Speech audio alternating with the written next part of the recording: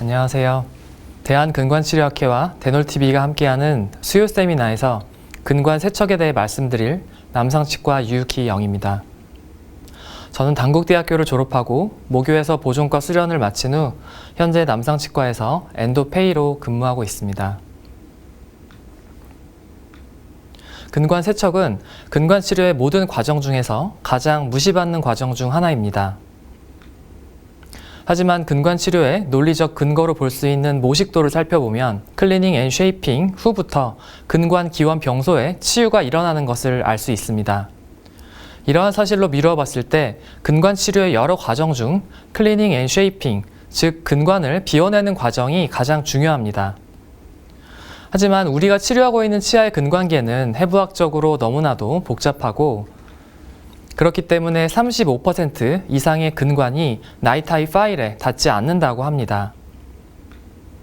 결국 오른쪽 모식도의 녹색 부분처럼 기계적으로 접근이 불가능한 부분을 깨끗하게 하려는 것이 세척을 하는 이유이며 본격적인 세척은 근관 형성이 끝난 이후부터 시작됩니다. 저는 근관 세척에 대해 2번에 걸쳐 다음의 순서로 말씀드릴 예정입니다. 이번 시간에는 근관 세척의 효과, 그리고 근관 세척에 사용되는 용액과 기구에 대해 말씀드리겠습니다. 근관 세척으로 얻을 수 있는 효과는 다음과 같습니다. 근관 형성 과정에서 만들어지는 잔사를 제거하고 세균을 제거하고 치수 잔사를 용해시키며 스미어 레이어를 제거합니다. 근관 세척의 첫 번째 효과는 잔사 제거입니다. 기계적으로 잔사를 제거하는 것은 근관 세척에서 가장 중요한 과정입니다. 이는 개방되고 오염된 상처를 씻어내는 것과 동일한 개념으로 잔사 제거에 있어서는 세척 빈도와 세척제의 양이 중요합니다. 근단부에 가까워질수록 세척을 자주 해야 하며 한 번 세척할 때마다 최소 1에서 2ml의 양으로 세척하기를 권유하고 있습니다. 특히나 페이턴시 파일링은 잔사 제거 효율을 높이는 데 중요한 역할을 합니다. 치근단 부위의 잔사를 용액으로 되돌려서 세척으로 쉽게 이러한 잔사가 제거될 수 있도록 하기 때문입니다. 페이턴시를 확인하는 것은 에이피컬 부위에 세척액이 더 잘 들어갈 수 있도록 해주는 장점도 있습니다. 이러한 기계적인 잔사 제거는 어떠한 용액으로 해도 상관없지만 강한 힘으로 시원하게 씻어내려면 셀라인을 사용하는 것이 안전합니다. 또한 급성 치근단 농양의 경우 근관을 통하여 농이 배출될 때 NaOCl을 사용하면 농이 엉켜서 근관을 막아 배농을 방해할 수 있기 때문에 이 경우에 초기 세척액으로 생리식염수를 사용합니다. 22세 남한의 22번 치아입니다. 액세스를 하자마자 퍼스가 액티브하게 나오고 있습니다. 이렇게 퍼스가 나오면 아예 NaOCl을 쓰면 안 되는 것으로 생각하시는 선생님들이 간혹 계신데요. 퍼스가 다 나오면 블리딩이 나오고 그 후에는 삼출액이 나오는데 어느 정도 퍼스가 멎은 후에는 NaOCl을 사용해야 근관을 소독할 수가 있습니다. 전자 근관장 측정기를 사용할 때에도 셀라인을 쓰는데 근관 내에 NaOCl이나 H2O2가 있을 때보다 셀라인이 있는 경우 안정적인 값을 얻을 수 있기 때문입니다. 그래서 저는 근관장을 다 잰 이후에 NaOCl을 사용하고 있습니다. 셀라인과 관련된 흥미로운 보고도 있는데요.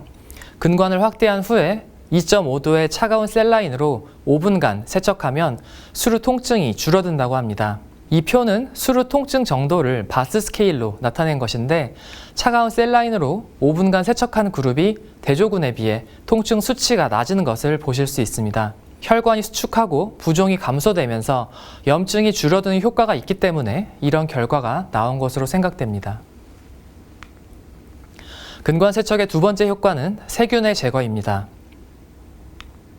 세균을 제거할 수 있는 용액으로는 NaOCl과 클로렉시딘이 있는데 어떤 용액이 세균 제거에 더 효과적인지 연구 결과를 살펴보겠습니다.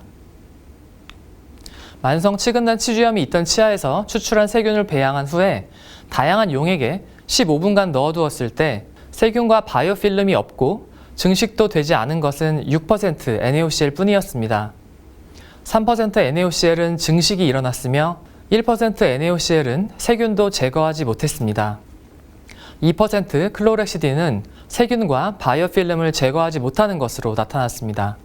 예전에는 낮은 농도의 NaOCl을 사용해도 세균을 금세 제거할 수 있다는 보고가 많았는데 그것은 왼쪽처럼 부유 상태, 즉 플랑크토닉 상태의 세균으로 실험을 했기 때문입니다. 이러한 플랑크토닉 상태의 세균은 제거하기가 쉬운 반면 시간이 지나서 바이오필름이 형성되면 제거하기가 어렵습니다. 따라서 바이오필름을 제거하기 위해서는 높은 농도의 NaOCl을 사용해야 합니다.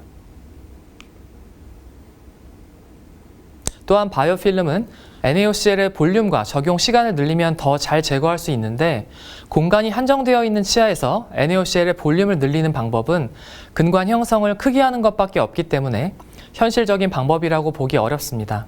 따라서 바이오필름을 제거하는 데 있어서는 NaOCl을 충분한 시간 동안 적용하는 것이 중요합니다. 실패한 근관 치료에서 자주 발견되는 세균인 E. fecalis를 배양하여 15개의 표본을 만든 후에 NaOCl의 농도를 달리하여 세척한 다른 실험에서도 원액으로 40분간 세척한 경우에만 모든 세균 샘플들의 성장이 억제되었습니다. 2.5% NaOCl은 15개의 샘플 중 7개를 억제하였고 1.3% NaOCl은 단 1개도 성장을 억제시키지 못했습니다. 세균을 죽이기 위해서는 높은 농도의 NaOCl을 충분한 시간 동안 적용해야 한다는 것을 알 수 있습니다. 이상으로 살펴본 것을 근거로 하여 제가 세척에 있어서 가장 중요하게 생각하는 것은 NaOCl의 농도, 두 번째가 적용 시간, 그리고 마지막이 용액을 액티베이션 시키는 것입니다. 클로렉시딘은 낮은 농도에서는 정균, 높은 농도에서는 살균 작용을 합니다. 상아질에 붙어서 지속적인 효과를 내는 substantivity 성질을 갖고 있고 조직 용해 능력이 없습니다. 예전에 특히나 재근관 치료에서 많이 사용을 했었는데요. 2019년 리뷰 논문에서 치근난 치주염이 있는 단근치의 재근관 치료에 1% NaOCl과 2% 클로렉시딘을 세척액으로 사용했을 때 성공률에 차이가 없음을 보고한 바 있습니다. 또한 클로렉시딘은 NaOCl과 섞이면 주황색의 파라클로르아닐린이라는 발암물질이 만들어지는데 이것은 응고되고 근관 벽에 달라붙어 잘 제거가 되질 않습니다. EDTA와 섞여도 하얀색 침전물이 만들어지기 때문에 근관 세척액으로 클로렉시딘을 사용할 근거가 다소 부족해 보입니다.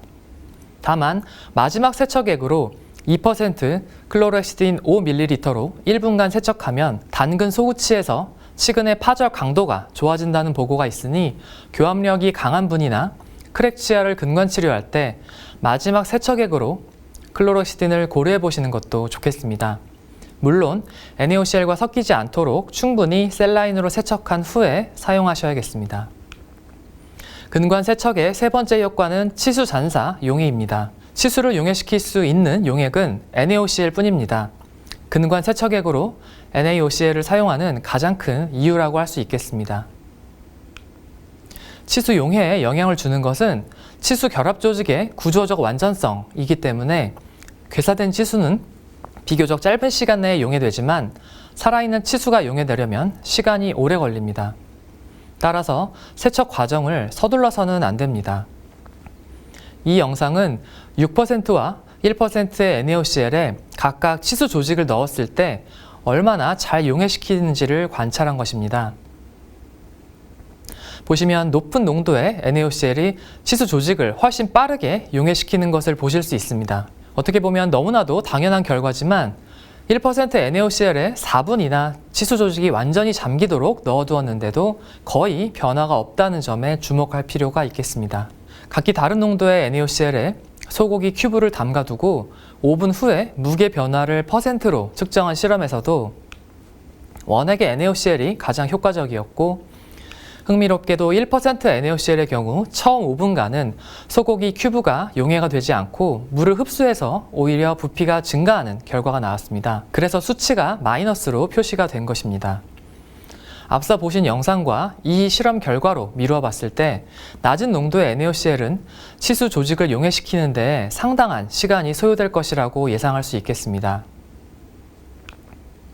또한 원액의 NaOCl은 조직 용해 능력이 10주 동안 안정적인데 반해 희석시킨 것은 일주일까지는 비교적 안정적이지만 2주가 지나면서부터 그 효과가 확연히 감소하기 때문에 NaOCl을 희석해서 사용하시는 선생님들께서는 일주일 이내 소진하시고 기간이 지난 것은 폐기하시는 것이 좋겠습니다. NaOCl의 치수 용해 능력을 극대화하려면 온도를 높이고 근관을 형성한 이후에 NaOCl을 적용하고 또 충분한 시간을 부여하면 됩니다. 1% NaOCl을 45도로 데우면 5.25% NaOCl과 조직 용해 효과가 비슷해지기 때문에 굳이 높은 농도를 쓰지 말고 낮은 농도의 NaOCl을 데워 쓰자는 얘기가 예전부터 있었습니다. 좋은 생각이지만 한 가지 주의해야 할 것이 있습니다. 바로 최근 출시되고 있는 열 처리된 나이타입 파일 때문입니다. 열 처리되지 않은 일반적인 나이타입 파일은 실온에서 복원력이 있고 단단한 성질을 갖고 있어서 구부렸다가 놓으면 이렇게 원래대로 돌아가는데, 열 처리된 나이타입 파일은 실온에서 복원력이 없고 부드럽기 때문에 구부렸다가 놓아도 원래대로 돌아가지 않습니다. 이렇게 구부려진 상태의 파일은 왼쪽 아래 디트윈드 마르텐사이트 상태인데, 이 상태에서 열을 받으면 위쪽에 복원력이 있고 단단한 오스테나이트 상태로 변하면서 파일이 펴지게 됩니다. 영상으로 보시면 열 처리가 되어 실온에서 구부러진 상태로 있는 나이타입 파일을 25도의 물에 담그면 구부려진 상태가 그대로 유지되지만 60도의 물에 담그면 이렇게 나이타입 파일이 펴지게 됩니다. 2017년 도산지 등은 0도에서 60도까지 온도를 4단계로 설정하고 3종의 나이타입 파일을 이용한 실험에서 세척액의 온도가 올라가면 피로 파절이 더 빨리 일어난다고 보고한 바 있으며, 2018년 쉔 등도 0도에서 60도까지 온도를 5단계로 설정하고 5종의 나이타입 파일 피로 파절을 조사한 결과 온도에 따라 2배에서 10배까지 차이가 났으며, 세척액의 온도를 낮게 하는 것이 나이타입 파일의 피로 파절 저항을 향상시키는 흥미로운 전략이 될 수 있음을 보고한 바 있습니다. 이처럼 온도가 나이타입 파일의 물성에 영향을 줄 수 있기 때문에 나이타입 쉐이핑이 완전히 끝난 후에 NaOCl을 소킹할 때 데워서 쓰시는 것이 좋겠습니다. 한편 구강 외에서 NaOCl의 온도를 70도까지 높여서 사용하더라도 에이피컬 부위는 40도에도 도달하지 못했다는 보고가 있습니다. 이 논문에서 저자는 시스템 B를 이용하여 근관 내에서 NaOCl의 온도를 올릴 것을 제안했는데, 와동에 NaOCl을 채운 후 근관장에서 3mm 떨어진 곳에 팁을 위치시키고 근관 벽에 닿지 않도록 주의하면서 온도를 180도로 설정하고 5에서 10초간 작동시키는 것을 반복하기를 추천하였습니다. 다만 PDL이 47도에 1분간 노출되면 위험하기 때문에 이 방법을 적용하실 때에는 주의가 필요하겠습니다. 근관계가 치아마다 다르기 때문에 치수 용해를 위해 필요한 근관 세척 시간에 대한 컨센서스는 없습니다. 다만 닥터 뷰캐넌은 원액의 NaOCl을 5에서 10분마다 교체하면서 치수가 괴사된 경우 20분, 치수가 살아있는 경우 40분간 세척할 것을 추천하였고, 이는 어느 정도 가이드라인으로 참고할 수 있을 것 같습니다. 근관 세척의 네 번째 효과는 스미어 레이어 제거입니다. 근관 벽에 기구가 닿으면 잔사가 근관 표면에 덮이고 일부는 상하세관 안으로 들어가게 되는데, 이것을 스미어 레이어라고 합니다. 이러한 스미어 레이어는 1에서 2 마이크로미터 두께를 가진 비정형의 불규칙한 층이며 상하세관으로 40 마이크로미터까지 침투할 수 있고 무기질과 유기질 성분이 혼합되어 있습니다. EDTA는 스미어 레이어를 제거하기 위해 가장 흔하게 사용되며 칼슘 이온과 결합하여 스미어 레이어의 무기질 성분을 용해시키는 성질을 갖고 있습니다. 또한 온도가 올라가면 칼슘과 결합하는 능력이 줄어들기 때문에 EDTA를 가열하는 것은 바람직하지 않습니다. 스미어 레이어 제거에는 17% EDTA 수용액을 사용하며 메타바이오메드, 메디클러스, 일청에서 시판되고 있습니다. 무기질과 유기질 성분이 혼합되어 있는 스미어 레이어를 제거하기 위해 추천되는 프로토콜은 무기질을 제거하는 EDTA를 1분간 사용한 후에 유기질을 제거하는 NaOCl로 세척하는 것입니다. R10프렐과 같은 EDTA 페이스트도 스미어 레이어 제거를 어느 정도는 할 수 있겠지만, 이러한 종류의 제품은 펄프 티슈를 부드럽게 만들어서 식은단에 쌓이거나 뭉치지 않게 하여 근관 치료 초기에 핸드 파일로 네고시에이션을 원활하게 해주는 윤활제라고 생각하시는 게 맞습니다. EDTA 페이스트를 나이타입 파일과 함께 쓰는 것은 그 의도와는 반대되는 결과가 나올 수 있는데 사용 가능한 클로라인을 줄여서 NaOCl의 효과를 감소시키고 나이타입 파일의 토셔널 로드를 증가시키기 때문입니다. EDTA 사용 후에 상하세건이 열린 모습입니다.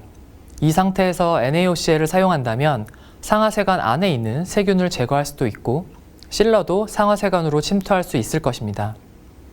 스미어 레이어를 꼭 제거해야 하느냐에 대해서는 의견이 분분하지만 근관을 최대한 깨끗하게 만든다는 측면에서 봤을 때는 제거하는 것이 적절하다고 생각됩니다. 다만 EDTA를 너무 오랫동안 적용하는 것은 피하시는 것이 좋겠습니다. 왼쪽은 EDTA를 1분, 오른쪽은 10분간 적용한 샘 사진인데요. 10분간 적용한 오른쪽 사진에서 상아질의 과도한 탈회가 관찰됩니다. 1분간 적용하는 것이 적당한 것으로 보입니다. 또한 EDTA를 사용하면 재근관 치료의 성공률을 2배 증가시킨다는 흥미로운 보고도 있으니 리엔도 케이스에서 EDTA의 사용을 고려해 보시는 것도 좋겠습니다. 다음으로 근관 세척에 사용되는 용액과 기구에 대해 말씀드리겠습니다. 근관 치료 전반에 걸쳐 사용하는 세척액은 원액의 NaOCl을 사용하는 것이 바람직합니다. 원액의 NaOCl이 표면 장력을 제외한 모든 면에서 우수하다는 보고가 있으며 앞서 살펴본 것처럼 치수를 용해시키는 능력과 세균을 제거하는 능력이 가장 뛰어나기 때문입니다. 또한 5%와 1%의 NaOCl을 사용하여 근관 치료를 시행하고 1년 후에 경과를 관찰한 결과 높은 농도의 NaOCl을 사용했을 때 힐링 레이트가 더 높았다는 보고도 있었습니다. NaOCl을 담는 시린지는 5ml 루어락 시린지를, 니들은 27게이지 플랫 팁을 사용합니다. 용액을 담는 시린지는 다양한 크기를 사용할 수 있는데요. 시린지의 크기는 촉감에 영향을 줄 수 있고 큰 시린지는 누르기가 어려우며 조작하기도 어렵기 때문에 5ml의 시린지가 추천됩니다.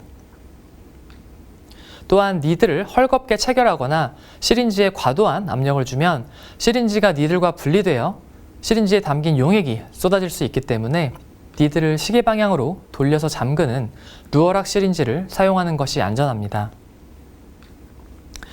NaOCl을 담는 시린지는 5ml 루어락 제품을 사용하는 것이 적절하다고 생각되어 현재 이 제품을 사용하고 있습니다.